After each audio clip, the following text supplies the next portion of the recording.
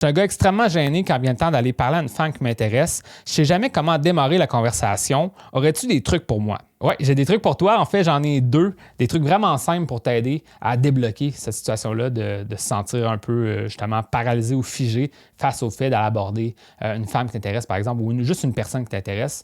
Le premier conseil que je peux te donner, c'est de baisser la barre.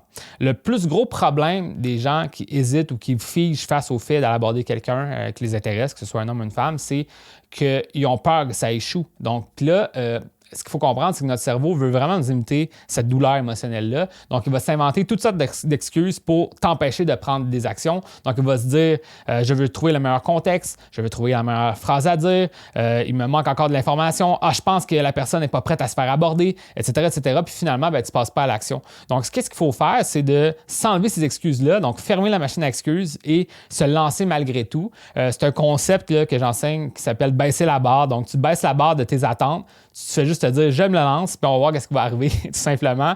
Évidemment, c'est mieux de le faire avec des attentes positives, justement. Te dire, regarde, je vais essayer quelque chose, puis on va voir ce qui va arriver. Et ça m'amène à mon deuxième conseil, qui est de comprendre que pour vraiment bâtir ta confiance puis te sentir de plus en plus à l'aise pour aborder les gens, ce que tu as besoin de faire, c'est d'accumuler des expériences positives.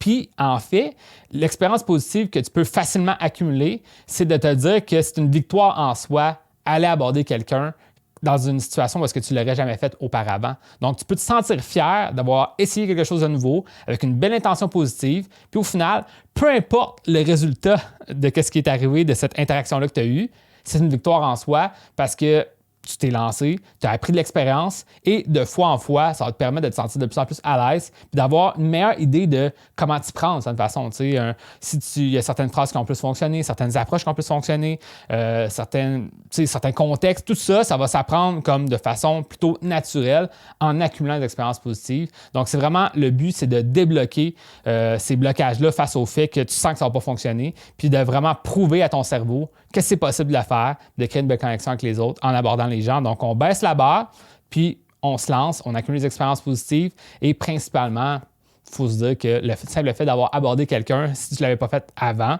ben c'est une victoire en soi. Donc, félicite-toi de l'avoir fait, puis tu vas voir, ça va t'aider à te progresser dans tes rencontres.